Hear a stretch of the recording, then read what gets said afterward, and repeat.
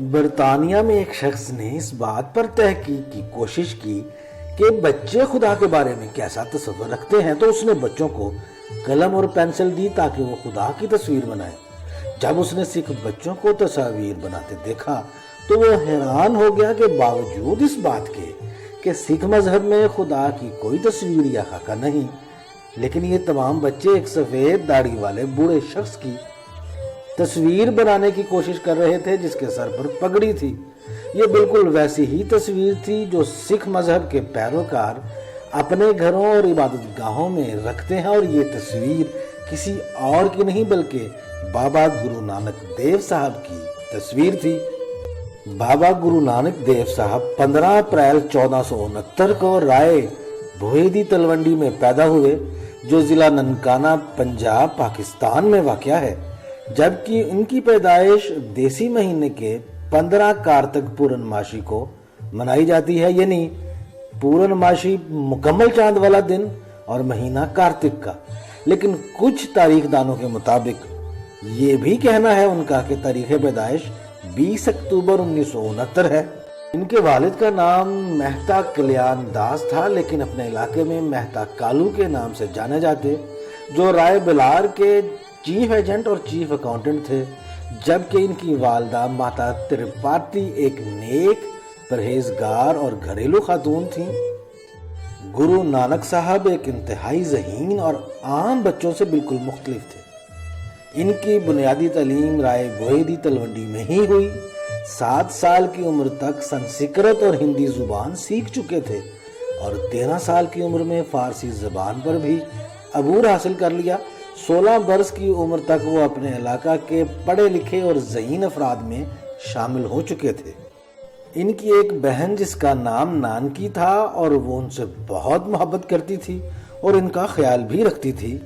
نومبر 1504 میں گرو نانک صاحب کو ان کی یہی بڑی بہن اپنے ساتھ سلطان پور لودھی لے گئیں، جہاں ان کے شوہر جے رام صاحب نے نانک صاحب کو بطور سٹور کیپر مودی خانہ میں ملازمت دلوا دی، جو دولت خان لودھی کا تھا۔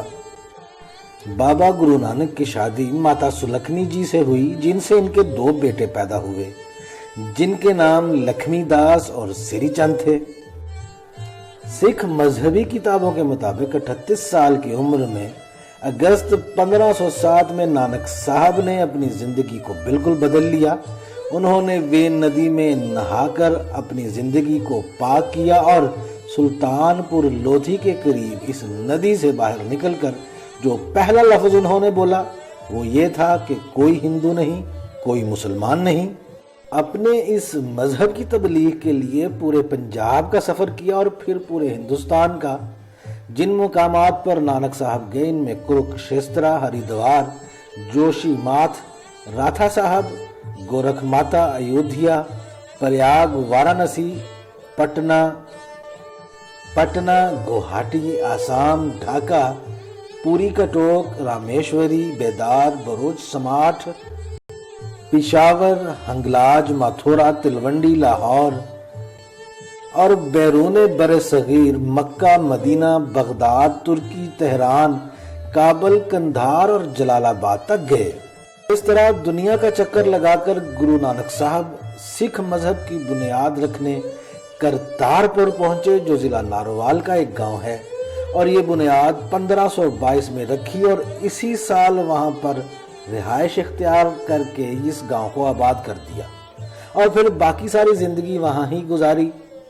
کرتارپور میں لنگر خانے کی بنیاد رکھی جہاں کھانا کھلایا جاتا اور کیرتن کا آغاز کیا گیا۔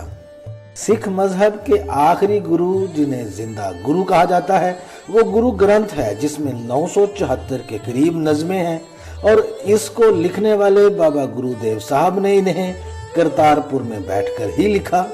اپنی وفات سے چند روز قبل اپنے بیٹوں اور پیروکاروں کی موجودگی میں بھائی لہنا جی، جنہیں گرو ارناب صاحب کے نام سے جانا جاتا ہے، اپنا جانشین مقرر کر دیا اور اس طرح وہ سکھ مذہب کے دوسرے گرو بن گئے۔ لیکن چند دنوں بعد 22 ستمبر 1539 میں گرو نانک صاحب فوت ہو گئے۔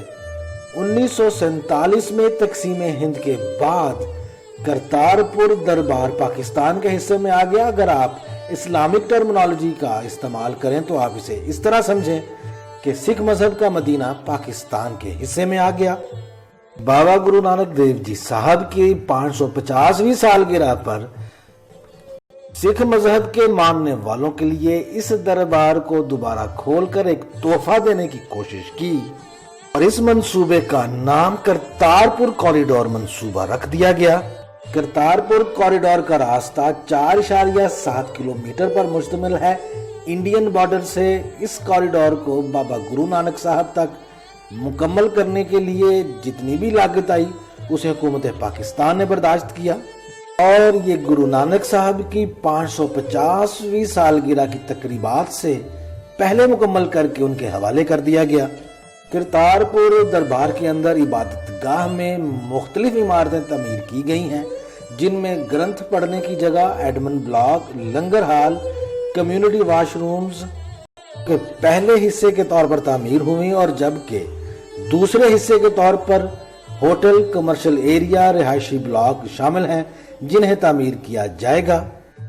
دربار کا مکمل رقبہ 46 ایکڑ پر مشتمل ہے، جس میں سے 10 ایکڑ محض دربار کا اندرونی عبادت خانے والا حصہ ہے، جبکہ مزید 6 ایکڑ رقبہ خرید کیا جا رہا ہے تاکہ اس منصوبے کو اور خوبصورت بنایا جا سکے۔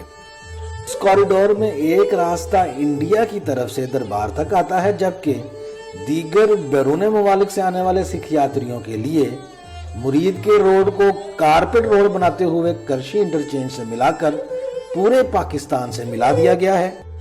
آپ دیکھ رہے تھے مکاشفہ ریویلڈ ٹروتھس اور میں ہوں خواجہ حامد افضال۔